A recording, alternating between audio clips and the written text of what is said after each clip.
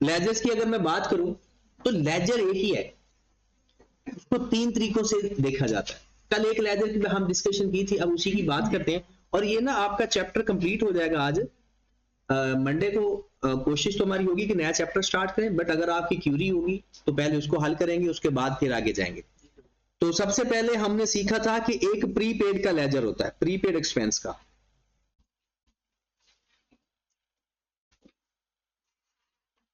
लोग इसको prepaid expense का लेजर कहते हैं, मैं कहता हूं ये लेजर एक्सपेंस का ही है। किसका लेजर है ये?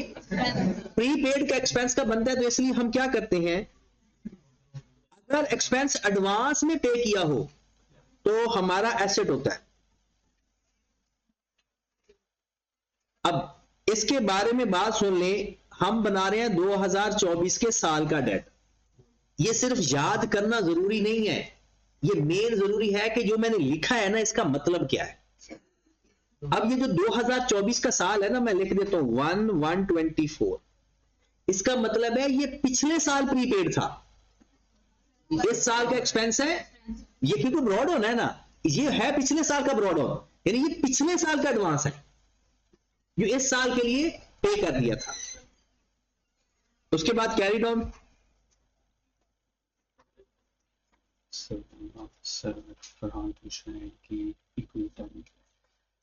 उन्हें कहें कि सर इको की टाइमिंग हम कर लेते हैं 12:30 बजे, 12:30 से 1:30। वो जब जितने बाद मर्जी है। ठीक है, और आपकी क्लास मैं इससे पहले कर लूँगा मंडे से आऊंगा। नहीं, सर ने कहा था कि मंडे और ट्यूसडे का टाइम है जी, मंडे ट्यूसडे। फिर उसके बाद सर की क्लास जो को इसी टाइम में रखना तो इसी टाइम में रख लेंगे, चेंज करना तो चेंज कर। सेकंड का टेस्ट का टाइम, टेस्ट अगर ये टाइम फिक्स करना ना तो 9 बजे टेस्ट के लिए बुला लेते 9 बजे या लास्ट में बुला लेते, लास्ट में। लास्ट में बच्चों को भी मैंने कर दिया। हाँ जी, तो इधर अब इस कैरी ऑन का मतलब ये है कि इस साल अगले साल के लिए पेमेंट करती, पेड इन 2024 फॉर 2025। इस कैश का मतलब यह है कि इस साल टोटल कैश पेड, हमने कहा कि कौन सा पेड, जो इस साल पे हुआ, चाहे वो जिस साल का मर्जी है। कैश क्रेडिट किस साल हो रहा है? 2024 में। उसके बाद इसका जो भी डिफरेंस आएगा वो किसको चला जाता है? ये मतलब है इतना एक्सपेंस था इस साल का, इतना पे हुआ है। अगर ब्रॉड ऑन और कैरिड ऑन ना हो ना, इसका मतलब क्या होता है? ना हमने एडवांस दिया ना कोई हमारा एक्रूड है, इसका मतलब है जितना पे किया वो एक्सपेंस भी सारे का सारा है। मतलब इस लेजर के अंदर अगर हमारा ब्रॉड ऑन कैरिड ऑन ना होता तो इसका मतलब है दोनों कैश और एसओपीएल बराबर होते। इसका मतलब है जितना कैश पे किया वो सारे का सारा एक्सपेंस है। ये कब चेंज होते हैं? जबकि इसके अंदर प्रीपेड हो या एक्रूड हो। प्रीपेड इसके अंदर होता है, एक्रूड इसके अंदर नहीं होता, क्योंकि एक्रूड का मतलब क्या होता है? अभी उसमें कैश का इफेक्ट नहीं आया, ना कैश मिला ना कैश दिया। अब अगली बात करते हैं प्रीपेड के बाद एक्रूड एक्सपेंस के लेजर की।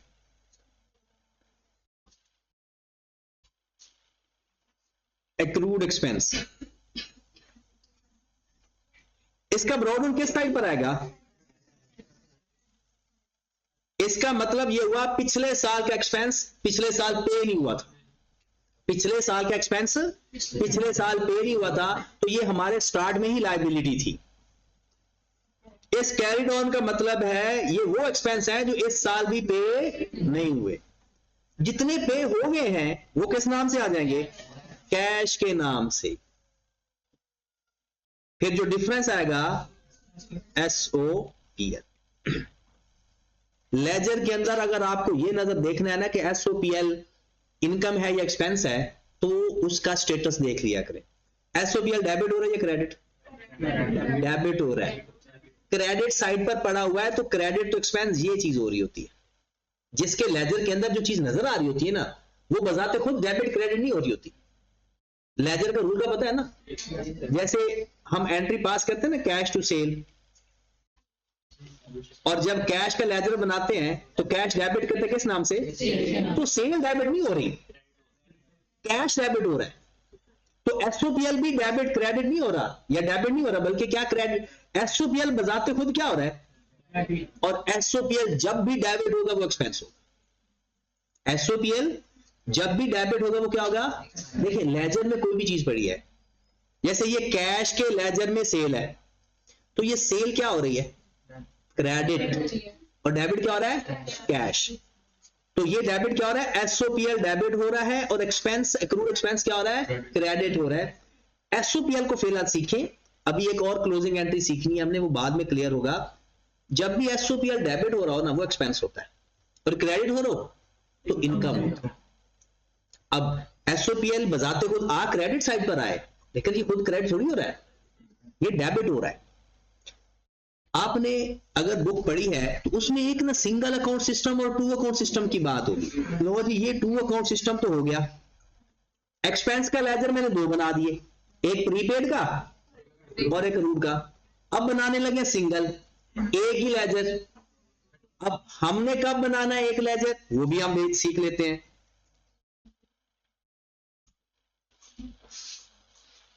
कोशिश करते हैं कि सारे एक ही पेज पे आ जाएं। देखिए जी, अगर एक्सपेंस का लेजर बनाना है ना, अब जरा ध्यान से सीखना है। अब इसमें एक ही लेजर के अंदर ब्रॉड ऑन भी लिखा जा सकता है और कैरिड ऑन भी, दोनों के। अगर एक्सपेंस प्रीपेड है तो ब्रॉड ऑन किस साइड पर आएगा, और इसका कैरिड ऑन किस साइड पर आएगा।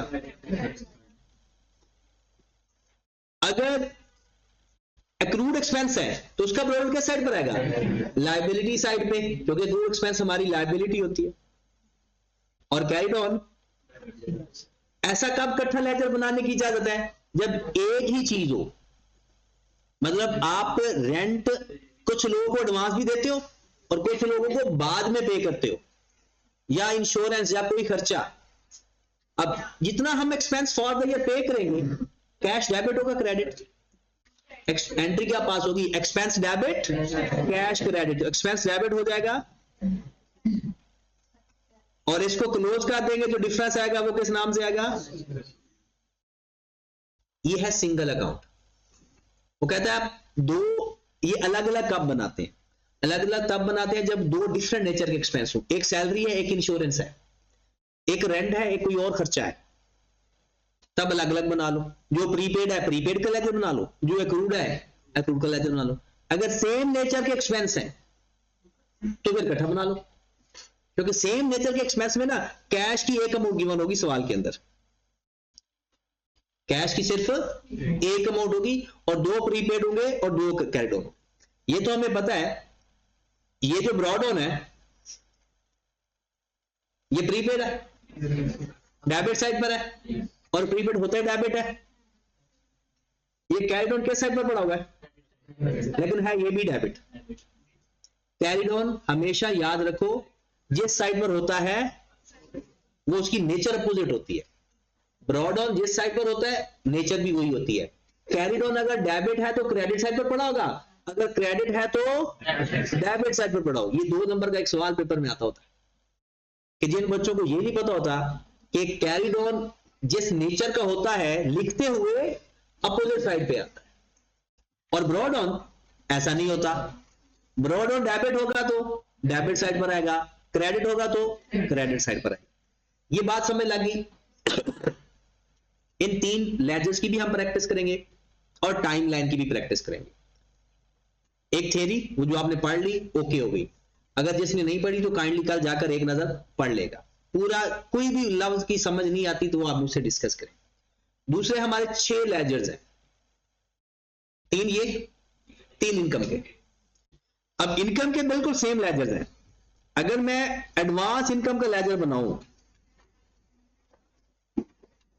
एडवांस इनकम, या जिसका दूसरा नाम क्या है अनअर्न्ड इनकम,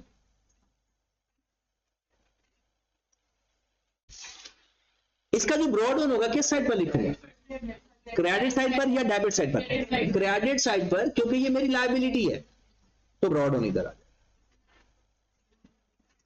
और इसका कैरिड ऑन,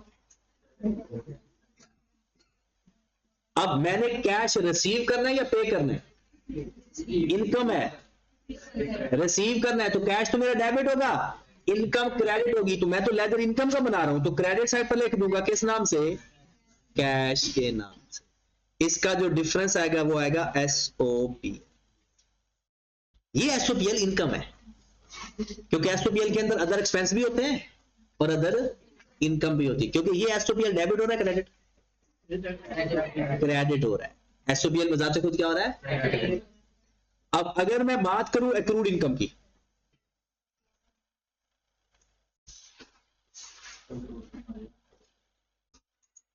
एक्रूड इनकम की, तो एक्रूड इनकम का ब्रॉड डाउन किस साइड पर आएगा, कैसे डेबिट साइड। एक्रूड इनकम कहते हैं इनकम रिसीवेबल को, और इनकम रिसीवेबल हमारा एसेट होता है, तो ब्रॉड डाउन इधर। इसका कैरी डाउन फिर अपोजिट साइड पर। जो मुझे कैश मिलेगा, क्योंकि इनकम में कैश मिलता है, पे नहीं होता, और इसका जो डिफरेंस आएगा डन। अब उसके बाद इसका भी एक पे सिंगल अकाउंट सिस्टम भी कर लें, वो तो हो गया समझो इनकम।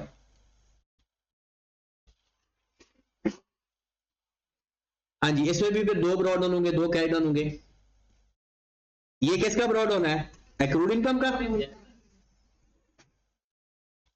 और ये किसका ब्रॉड डाउन है, अनअर्न्ड इनकम का, एडवांस इनकम का। इसका कैश हमेशा डेबिट होता है, और इसका जो डिफरेंस आएगा वो किसको चार्ज हो जाएगा, एसओपी। ठीक होगी बात।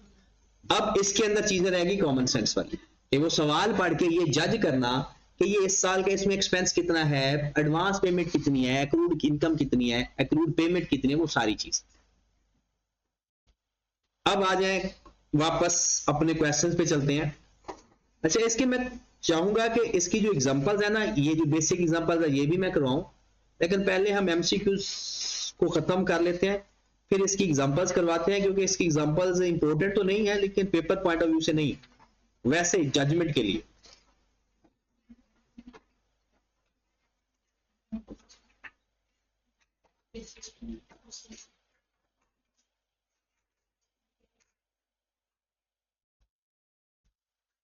चलें जी, सबसे पहले इन क्वेश्चंस को अपना कैलकुलेटर निकालें। हम दोनों अप्रोचेस से ले चलेंगे, लेजर अप्रोच और एक टाइमलाइन। दोनों की अच्छी प्रैक्टिस करते हैं, आपको दोनों की समझ लगना ज्यादा जरूरी है, और खास तौर पर लेजर तो बहुत, लेजर में थोड़ा टाइम ज्यादा लगता है। हाँ जी, सबसे पहले लिखा हुआ है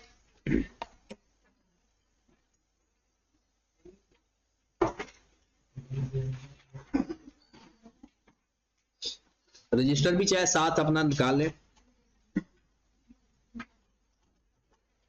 या बुक के ऊपर अगर हल करना है तो बुक के ऊपर भी कर लें। इन द ईयर दिसंबर 2018 में सारा रिसीव्ड 50,800 इनकम। अब बात एक इसमें ये बतानी है, ये रिसीव्ड है या फॉर द ईयर। रिसीव्ड का मतलब है ये कैश की अमाउंट बता रहा है, रिसीव्ड का मतलब क्या है, ये कैश की अमाउंट बता रहा है। अगर वो कहते हैं ना इनकम है 2018 की, तो वो एसओपीएल की अमाउंट बताता, क्योंकि दो ही अमाउंट है ना, ब्रॉड डाउन कैश डाउन के अलावा, या कैश होता है या एसओपीएल। एसओपीएल कहता है इनकम या एक्सपेंस, और कैश होता है रिसीव्ड या पेड। कहता है इतनी इनकम मिली है 50,800। कहता है the amount of rent received in advance and arrears. Advance का मतलब है एडवांस में रेंट लिया, और एरियर्स का मतलब है एक्रूड। एरियर्स का क्या मतलब होता है, एरियर्स, आउटस्टैंडिंग, एक्रूड, ये की बात है। अब आ जाए दिसंबर 2017, दिसंबर 2018, जो दिसंबर 2017 है ना, ये 1/1/2018 है। ये क्या है, 1/1/2000, क्योंकि पिछले साल की क्लोजिंग डेट हमारे साल के ओपनिंग के बराबर होता है। रेंट रिसीव्ड इन एडवांस 3,000 पिछले साल रिसीव किया था, 4,000 इस साल रिसीव किया है। रेंट ड्यू या एक्रूड 1,700 पिछले साल का एक्रूड था, 2,500 इस साल का एक्रूड है। कहता है what figure of rental income should be recorded in SOPL. कहता है बताओ 2018 में कौन सी अमाउंट एसओपीएल में जाएगी। सारा कुछ तो गिवन है, मुझे बताएं ये जो एडवांस इनकम रिसीव की हुई है इसका ब्रॉड ऑन किस साइड पर आएगा? एडवांस इनकम इनकम है ना, क्रेडिट साइड पर brought on 3000, carried on 4000। Got it. फिर वो कहता है रेंट एरियर है, एरियर्स का मतलब है क्रूड इनकम, ब्रॉड ऑन किस साइड पर आएगा? डेबिट साइड पर 1700 और कैरिड ऑन क्रेडिट साइड पर कितना? एक और इंफॉर्मेशन हमें चाहिए होती है, वो भी गिवन है। नहीं, कैश भी हो सकता है, एसओपीएल भी हो सकता है। ये क्या है? कैश। इनकम में कैश किस साइड पर आता है? लो जी, सारी इंफॉर्मेशन मिल गई। जो डिफरेंस आएगा वो किस नाम से आएगा? 50,800 50,000। चले हल हो गया सवाल। इक्वेशन इसको समझ लो या लेजर समझ लो, ये बात समझ लगी? क्रेडिट साइड का टोटल करके डेबिट साइड का टोटल माइनस कर दें, डिफरेंस जो आएगा वो हमारा एसओपीएल होगा। कितनी अमाउंट है? 5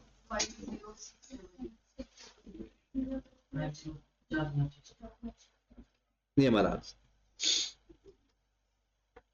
इस बात समझ लगा? आगे चलते हैं।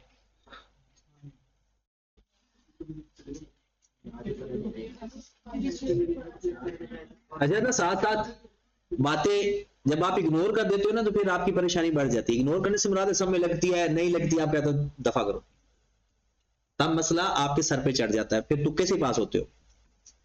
अगर एफर्ट करो तो ये चीजें एक देसी सी चीजें हैं, ऐसे नाम अकाउंटिंग रखा हुआ है वो देसी कैलकुलेशंस है। अगर इसको हम प्रैक्टिकली भी करना चाहे ना कि अच्छा ये इस साल की इनकम बनती कितनी है, तो यहां से हम प्रैक्टिकली साबित भी कर सकते हैं जी। देखें ये जो 3000 आपके पास पड़ा हुआ है ये किस साल की इनकम है? 2017 में एडवांस इनकम ली थी, वो 2017 की थी या इस साल की थी? इसका मतलब है 3000 इस साल की इनकम है और 4000 ये अगले साल की इनकम है। और ये जो आपने 50,800 रिसीव किया है, इसमें जो 4000 भी रिसीव कर लिया हुआ है वो इस साल का तो ना हुआ। इसका मतलब है इस 50,800 में ना ये 4000 माइनस कर देना चाहिए था और 3000 ऐड कर देना चाहिए था। अब खुद देखें, ये 50,000 है, ब्रॉड ऑन उसी साइड पर लिखा हुआ है, कैरिड ऑन अपोजिट साइड पर लिखा हुआ है। जो चीज माइनस करनी होती है ना वो उसके अपोजिट साइड पे चली जाती है और जो ऐड करनी होती है वो उसी साइड पर आ जाती है। तो ये सारी जो इंफॉर्मेशन होती है ना ये आप कॉमन सेंस से भी कर सकते हो। आ जाओ क्वेश्चन नंबर 2 पे। हो गया था, अब एक दफा पहले हमने जर्नल किया था, अब मैं आपको लेजर अप्रोच के साथ बताता हूं। और 1 मार्च 2017, अच्छा एक चीज में आपको कंफ्यूजन आएगी, एक होती है ऑन गोइंग ट्रांजैक्शन, एक होती है single transaction. On going transaction कहते हैं जो पहले से भी आती जा रही है और आगे भी होती जा रही है, उसके लिए हमारा ब्रॉड ऑन भी होता है, कैरिड ऑन भी होता है। एक होती है इस साल की ट्रांजैक्शन, उसका ब्रॉड ऑन नहीं होगा, फिर उसका सिर्फ कैरिड ऑन होगा। दोबारा सुने, दो टाइप की ट्रांजैक्शन हमारे पेपर में आएगी। एक होगी ऑन गोइंग ट्रांजैक्शन, मतलब हम हर महीने रेंट पे करते हैं, इसका मतलब हम पहले भी पे करते हैं और आप भी पे करते हैं। और एक होती है फर्स्ट ट्रांजैक्शन, उसका फिर ब्रॉड ऑन नहीं होगा क्योंकि वो तो अभी ट्रांजैक्शन हुई है, वो तो पहले थी नहीं। ब्रॉड ऑन किस चीज का होता है? पिछले साल की का। ब्रॉड ऑन किसका होता है? पिछले साल का। तो पिछले साल जब ट्रांजैक्शन ही ना हो, जैसे इस सवाल के अंदर लिखा हुआ है, देखिए वो कहता है 1 मार्च 2017 ज़हरा पे इंश्योरेंस प्रीमियम 2400। ज़हरा ने 2400 पे किया किस दिन? मार्च के अंदर। कब पे किया? मार्च के अंदर। कब तक पे कर दिया? वैसे तो हमें डायरेक्ट पता चल गया कि इसमें हमारे कितने महीने बनते हैं और एडवांस कितने बनते हैं, लेकिन अगर आप चाहते हो कि नहीं मैं चाहता हूं कि जनाब इसको लेजर के साथ करो तो लेजर बना लेते हैं। आपका ईयर एंड क्या है? What is the charge to the statement of profit और loss for the year ended 31 October 17। आपका ईयर एंड है 31 अक्टूबर 17। ये कैरी डाउन की डेट होती है। इसकी डेट होती है कैरी डाउन की। आपने एडवांस पे किए तो 1/11/16 ब्रॉड डाउन की डेट है और 31 अक्टूबर 17 कैरी डाउन की डेट है। ये बात पता चली? ये वो जो हम टाइम लाइन के साथ ही टाइम लिखते थे, एक शुरू वाला और एक एंड वाला। आपके पास ब्रॉड डाउन तो कुछ नहीं है क्योंकि पहली ट्रांजैक्शन आपने की है 2017 के अंदर। कितना कैश पे किया? 1/3/17 को 2400। क्या इसके अंदर कोई एडवांस है? क्या इस 2400 जो आपने पे किया इसके अंदर कोई एडवांस पेमेंट है? ये कब तक की पेमेंट है? फरवरी 2018 तक। ये कब तक की पेमेंट है? और आपका ईयर एंड कहां पे हो रहा है? अक्टूबर। इसका मतलब इस पेमेंट के अंदर एडवांस है। कितना एडवांस है? 4 महीनों का। कितना बना 4 महीनों का? 800, क्योंकि 200 पर मंथ बन रहा है ना। कैरी डाउन आ गया 800, खत्म। इसका ब्रॉडन है ही नहीं। क्लोज कर देंगे, इधर भी 2400 आ जाएगा, इधर भी 2400 आएगा। जो डिफरेंस होगा वो किसमें चला जाएगा? एसओ। अब लेजर अप्रोच में अगर आपको ये बात पता चल जाए ना कि कब ब्रॉडन लिखना है और कब नहीं लिखना, अगर ऑन गोइंग ट्रांजैक्शन हो ना तो फिर ब्रॉडन भी होता है, कैरी डाउन भी होता है। उसका क्या मतलब होता है?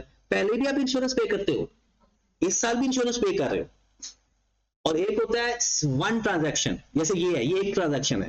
कहता है 1 मार्च 17 को पे किया और इतने टाइम के लिए पे किया। ठीक है, इसके ऊपर छोटा सा स्टार बनाना है कि इसको दोबारा आपने देखना है कि कब ब्रॉड ऑन लिखना है और कब ब्रॉड ऑन नहीं लिखना। अगली ट्रांजैक्शन पे आ जाए। Zahra determines year end that salaries paid during the year include 10,000 advance. कहते साल के एंड में उसे पता चला कि 10,000 उसने एडवांस पे कर दिया। What is the correct adjusting entry? क्या पूछ रहे? What is the correct year end adjusting entry of advance salary to be made? Adjusting entry क्या होती है? एडवांस सैलरी की। देखिए आप एडवांस प्रीपेड की बात कर रहे हैं। जब पे किया था तो तब एंट्री पास की थी एक्सपेंस टू कैश। अब एडजस्टिंग एंट्री है तो एडवांस सैलरी डेबिट और salary credit. Advance salary debit, salary credit. तो ढूंढ लो।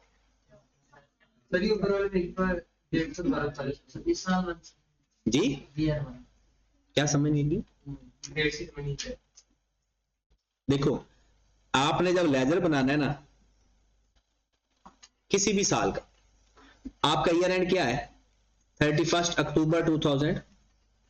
ये आपका ईयर एंड है। प्रीपेड इंश्योरेंस ही ना, तो कैरी डाउन इधर आना है ना। ठीक है, इसका ब्रॉड डाउन की डेट क्या है बोला? 1 नवंबर 2000। इधर ब्रॉड डाउन होगा। अब आपने पेमेंट कब की है? अगर इस साल के अंदर ही पेमेंट की है ना, कितनी? 1 मार्च 17 को आपने कैश पे किया था 2400। अब हमने क्या देखा कि क्या इस साल इसके अंदर कोई एडवांस है या कोई अक्रूड है। अगर एडवांस या अक्रूड होगा तो वो कैरी डाउन के नाम से आ जाएगा। तो इसके अंदर एडवांस है 4 महीनों का, तो वो लिख दिया 800। क्लोज करेंगे तो जो डिफरेंस आएगा वो किस में चला जाएगा? एसओपीएल के अंदर। हाँ जी, नेक्स्ट आ जाए। ये बात क्लियर, इसकी तो क्लियर हो गया। अब ये अगर वो कहता है इसी चीज की entry at the start of the next year pass करें, या वो ईयर लिख देगा, तो एडजस्टिंग एंट्री का क्वेश्चन नंबर 4। ये अब इंटरेस्टिंग एंट्री स्टार्ट होगी। On year end business has outstanding bill 15,000। कहता है साल के एंड में हमें पता चला कि हमारा 15,000 आउटस्टैंडिंग है। During the year the electricity bill paid 190,000। 15,000 accrued है, 1,90,000 पे कर दिया है। ये दोनों इसी साल के एक्सपेंस है। 190 पे कर दिया और 15 अभी पे करना है। लेकिन वो हमसे पूछ क्या रहा है, कहते हैं what adjustment will be required to utilities expense account regarding the outstanding bill. कहते हैं आउटस्टैंडिंग बिल की एडजस्टमेंट बताओ। तो क्या होगा, यूटिलिटी बिल डेबिट और एक्रूड यूटिलिटी बिल, वो किसके, what adjustment will require utility expense regarding the outstanding. Utility expense debit होगा, क्रेडिट। एंट्री पास करके बता दो, एडजस्टिंग एंट्री क्या होती है, एक्सपेंस डेबिट और एक्रूड एक्सपेंस। तो वो किसकी एंट्री पास पूछ रहा है, यूटिलिटी एक्सपेंस से डेबिट होना है या, तो कितनी अमाउंट से डेबिट हो जाएगा, 15,000। इस बात का ख्याल रखना, उसने पूछी किसकी एंट्री है, ठीक होगी बात। अगर वो कहता रेंट पेड की एंट्री बताओ, यूटिलिटी बिल की पेड की, वो क्या एंट्री थी, utility bill debit cash credit 190,000 से, क्योंकि बिल पे कितना हुआ है, 1,90,000। क्वेश्चन नंबर 5,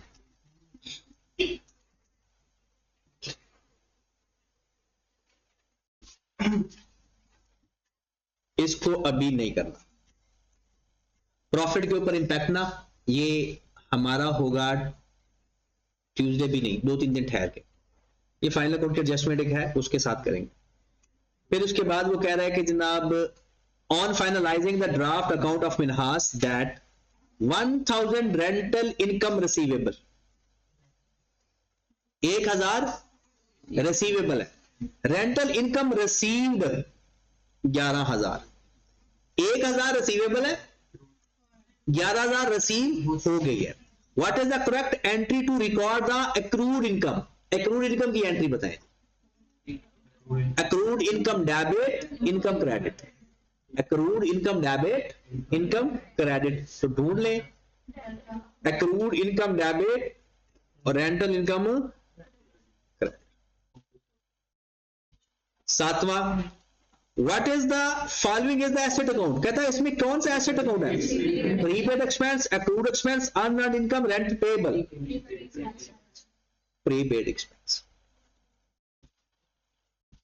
आफ्टर फाइनलाइजिंग इसको भी निशान लगाए, प्रॉफिट वाले अभी नहीं कर। क्वेश्चन नंबर 9,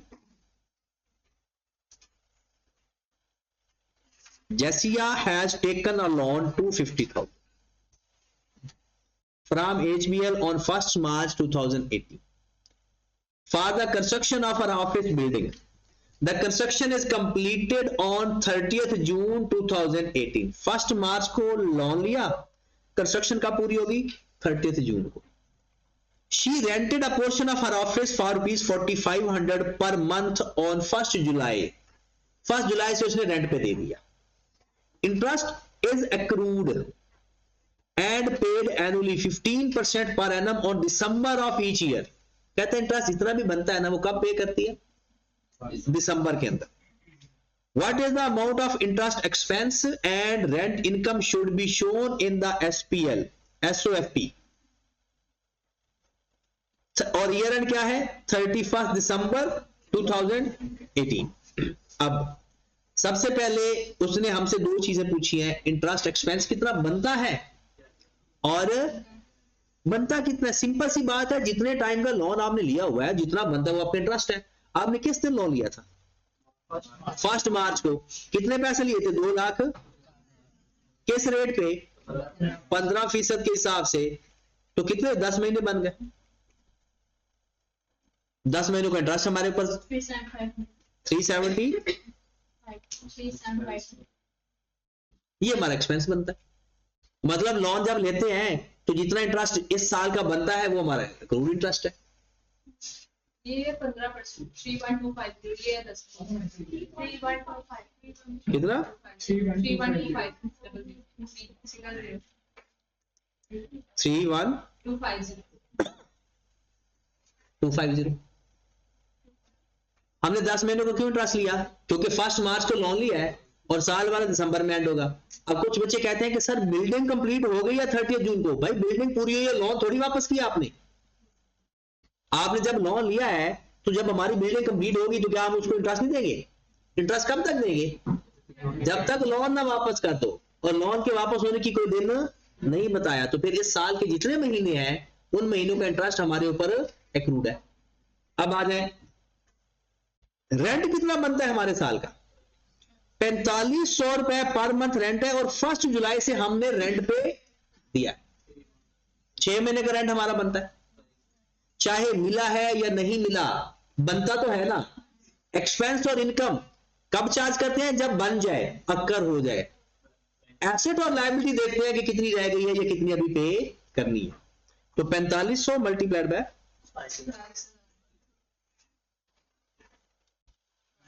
तो कौन सा आंसर आ गया?